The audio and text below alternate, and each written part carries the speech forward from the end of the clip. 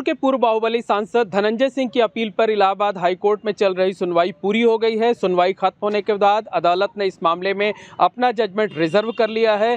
Judgement कब तक आ सकता है और बचाव पक्ष की तरफ से क्या कुछ दलीलें दी गई, इस बारे में बात करने के लिए हमारे साथ मौजूद हैं धनंजय सिंह के वकील SP सिंह साहब। जी बताइए, क्या कुछ हुआ आज कोर्ट में?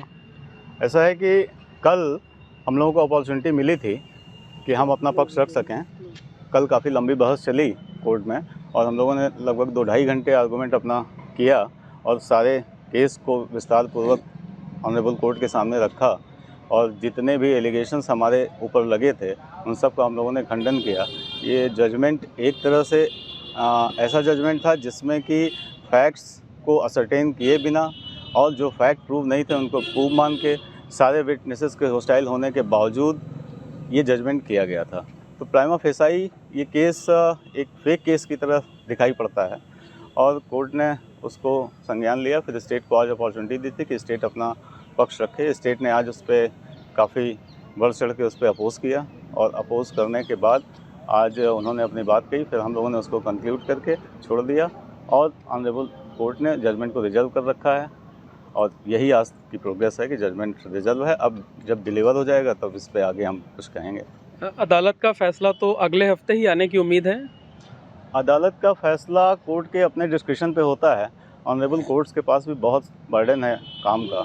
जब उनको समय मिलता है जजमेंट को लिखवाने का सारे फैक्ट के साथ, तब वो अपना करते हैं। वो उनके परव्यू की बात है, उस पर हम कोई कमेंट नहीं करना चाहते हैं। अच्छा, ये बताइए कि आप लोगों की तरफ से मुख्य रूप से क्या दलीलें कोर्ट में पेश की गई? देखिए, हमारे तरफ से सबसे पहली दलील ये पेश की गई कि ये घटना पॉलिटिकल रूप से मोटिवेटेड थी। बेसिकली ऐसा कोई अपराध हुआ ही नहीं था।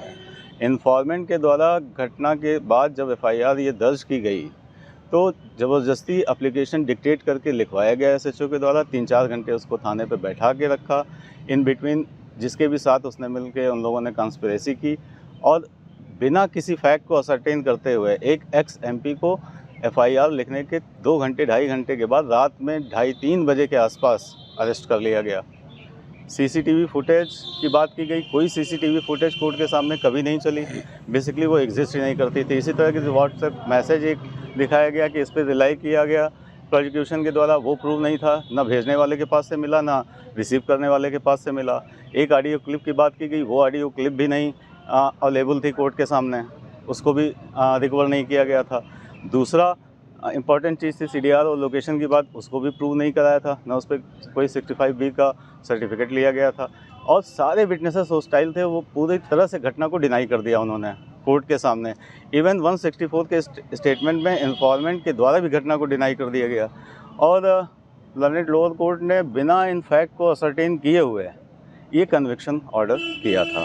अच्छा, आप लोगों की तरफ से धनंजय सिंह के चुनाव को लेकर के भी कुछ कहा गया क्या कि उन्हें चुनाव से रोकने के लिए? नहीं, हमको चुनाव से रोकने, ये तो एक न्यायिक निर्णय है। हम इस तरह की कोई बात हमने नहीं की। हमने तो अपना मेरिट पे, केस के मेरिट पे हम लोगों ने अपना प्रस्तुत किया कोर्ट के सामने। और हाँ, इतना ज़रूर बताया गया कि इस निर्णय का जो प्रभाव होगा, उस प्रभाव के तहत अगर हम एक बोगस जजमेंट के कारण अगर हमको चुनाव लड़ने से डिबार कर दिया गया, रुक गए हम, तो हमारा अपना जो अधिकार है, एक सिविल राइट है, वो हमारा फ्रस्ट्रेट होगा उससे। तो हमने कोर्ट से रिक्वेस्ट किया कि उसको साथ इनजस्टिस ना होने पाए और उसको आप कंफर्म करें कि हम इसमें हमारे साथ इस तरह का इनजस्टिस ना होने पाए, एक बोगस जजमेंट और फेक केस की वजह से। अच्छा, फौरी तौर पर किस तरीके की रिलीफ की मांग आप लोगों की तरफ से कोर्ट से की गई है? नहीं, हमारी तरफ से जो मांग की गई वो कन्विक्शन को सस्पेंड करने की मांग है हमारी ना।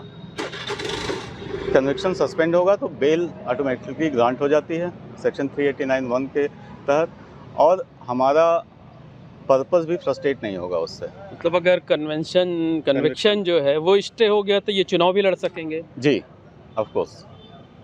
स्टेट की तरफ से क्या अपोज किया गया आप लोगों की अपील का? हाँ, स्टेट की तरफ से पूरी तरह से अपोज किया गया। स्टेट ने आज 1.5 घंटे आर्गू किया इस पर, लेकिन स्टेट के पास इसमें मेरिट पे बहुत कुछ बताने लायक नहीं था। स्टेट सिर्फ FIR और 161 के बयान के ऊपर टिकी रही और केस डायरी को पढ़ती रही, जो कि जिनकी कोई एविडेंसरी वैल्यू नहीं है ना। जुडिशियल वैल्यू नहीं है उसकी, तो उस पर रिलाई नहीं किया जा सकता। इसलिए कोर्ट ने उन चीज़ों का भी संज्ञान लिया, ऑनरेबल कोर्ट ने। तो निश्चित तौर पर कहा जा सकता है कि अगर इस केस में धनंजय सिंह को स्टे मिल जाता है तो वो लोकसभा का चुनाव लड़ सकेंगे। Mohammad Moin, ABP network, Prayagraj.